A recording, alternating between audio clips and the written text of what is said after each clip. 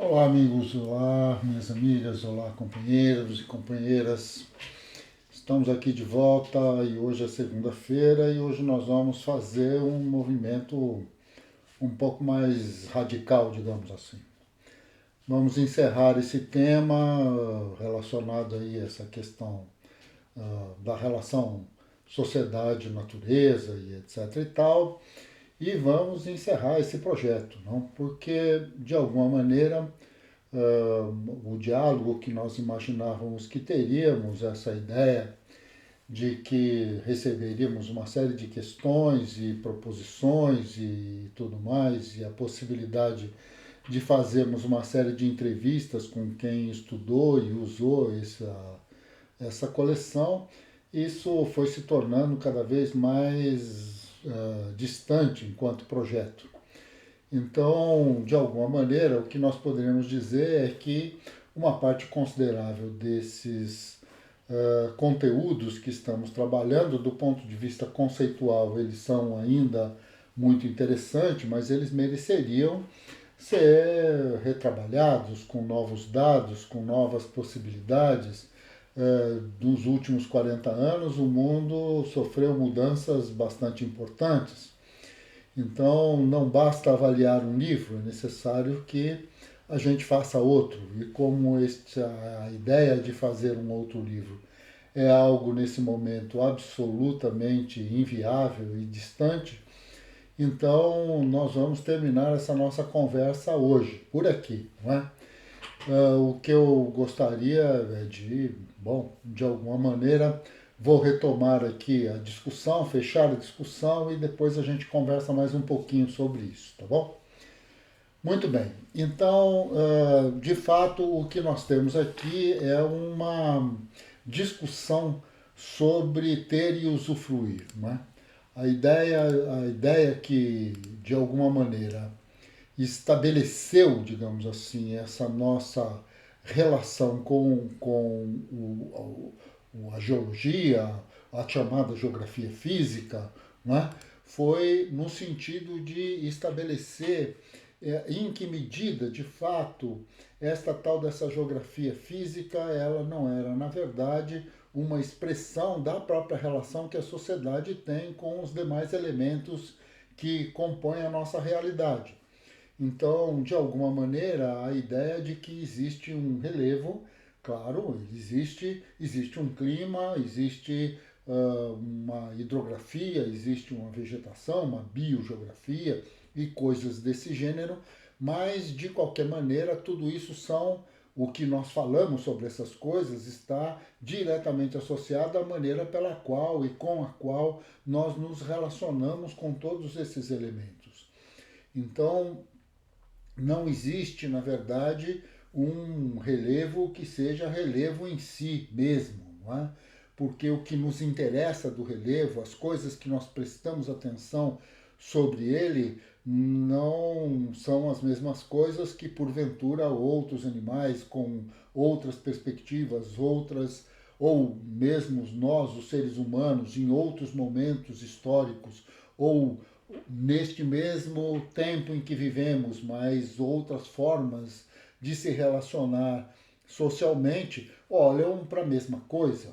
O que nós estamos imaginando é que, tal como chegamos já a levantar, é que, bom, um indígena Yanomami, quando olha para a floresta amazônica, não olha com o mesmo interesse e não enxerga as mesmas coisas que enxerga o garimpeiro que, bom, tem por interesse destruir a floresta, ou aqueles que têm por interesse transformar a floresta em pasto, ou aqueles que têm por interesse transformar aquelas árvores em mercadoria a serem vendidas na Europa ou nos Estados Unidos ou mesmo na Ásia e assim por diante.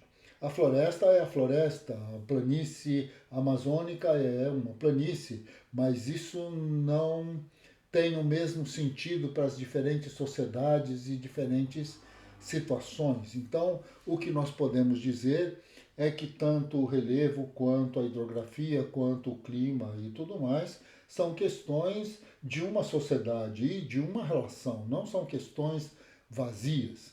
E, portanto, quando nós pensamos do ponto de vista deste livro, do Geografia, Ciência do Espaço, chegamos a um ponto de colocar essa discussão tal qual vocês estão vendo na tela.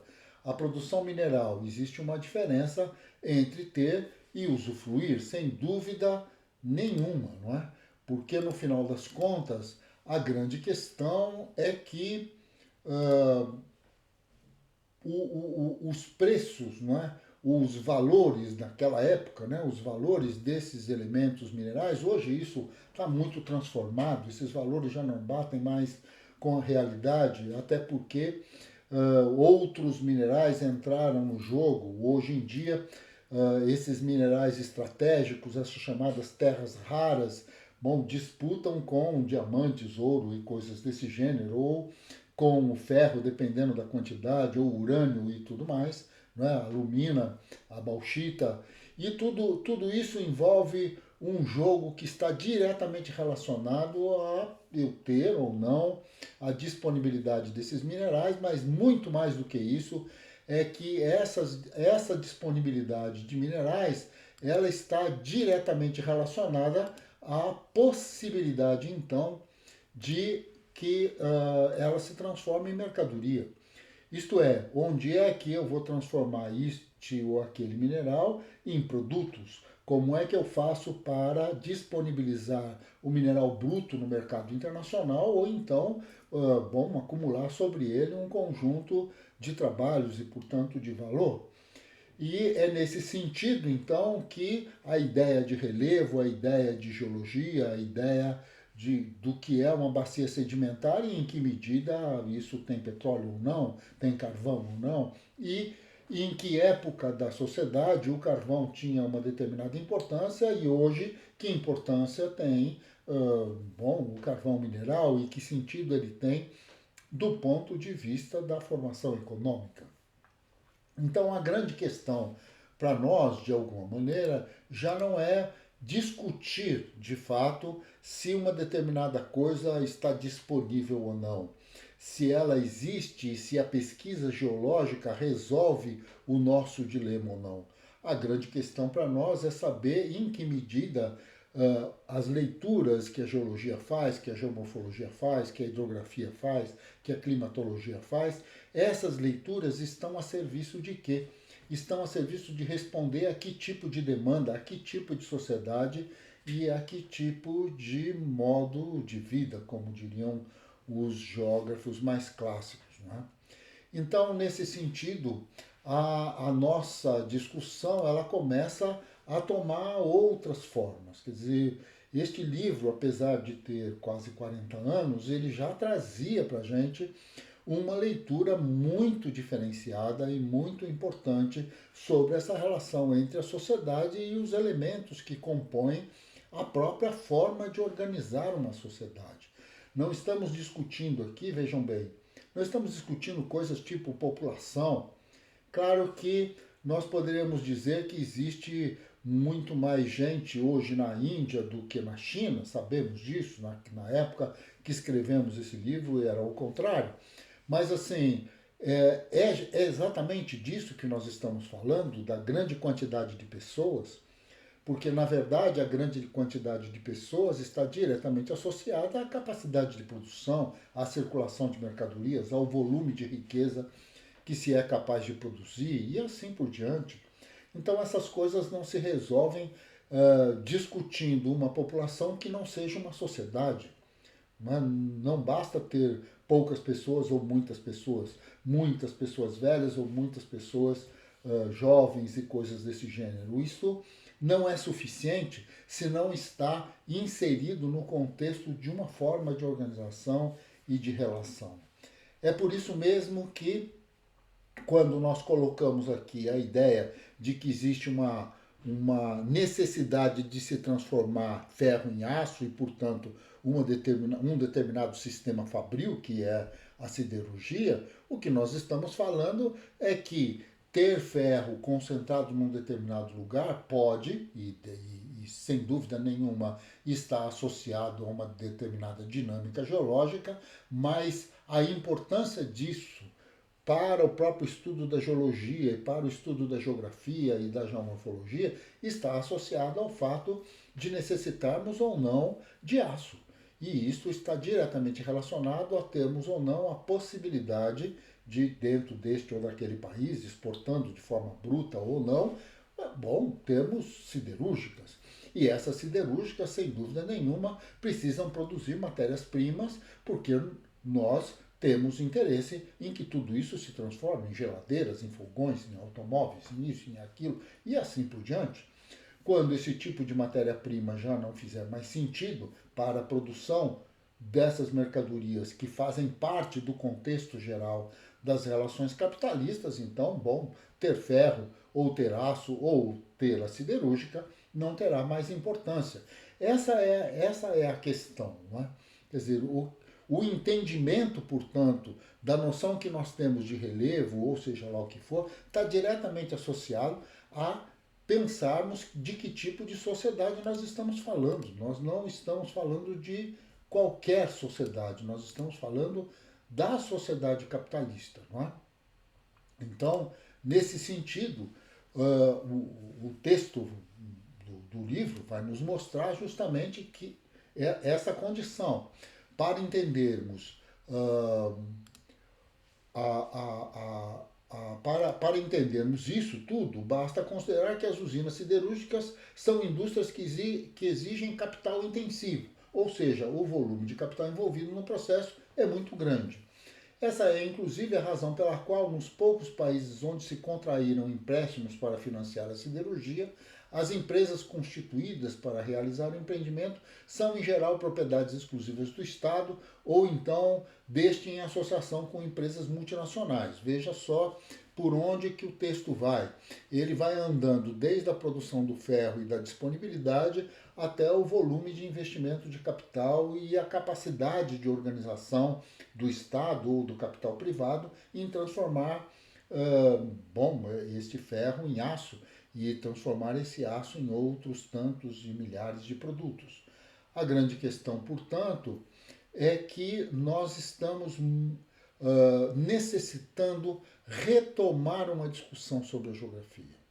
E é nesse sentido que todo esse projeto, bom, veio até aqui e que nós vamos então repensá-lo, imaginar outros caminhos, recolocar as discussões, porque não nos interessa de fato para este projeto ficar discutindo este ou aquele aspecto do conteúdo. O que nos interessa é o seu objetivo geral enquanto um contexto do estudo e do ensino da geografia. E, portanto, o que nós estamos colocando aqui é que a gente vai, a ideia de discutir o Geografia e Ciência do Espaço, ela se encerra nesse programa. O que nós pedimos a vocês, aqueles que assistirem esse programa, se quiserem, se tiverem sentindo a necessidade, nos escrevam, mandem perguntas, comentários, sugestões, não é? Porque de alguma maneira isto vai nos colocando o conjunto de demandas daqueles que de alguma maneira têm acesso a esse tipo de material, que pesquisam no YouTube, que acompanham os nossos programas e tudo mais. Então, este é um programa curtinho, que de alguma maneira encerra um determinado projeto.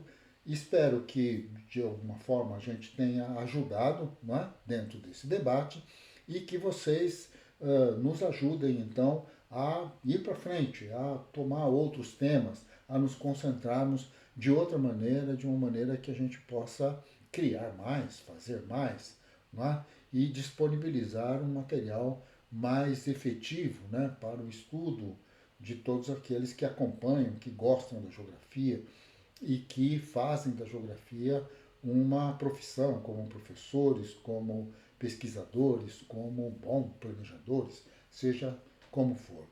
Bom, muito obrigado a todos vocês por vocês terem acompanhado a gente até aqui e vamos em frente, vamos lá, vamos ver o que a gente consegue fazer daqui para frente, não é? Essa é a grande ideia e é nesse sentido, então, que nós vamos nos despedir aqui. Um abraço a todos vocês, muito obrigado por tudo. Espero que esses comentários cheguem da melhor maneira e o mais rápido possível, tá bom? Um abraço a todos, até mais.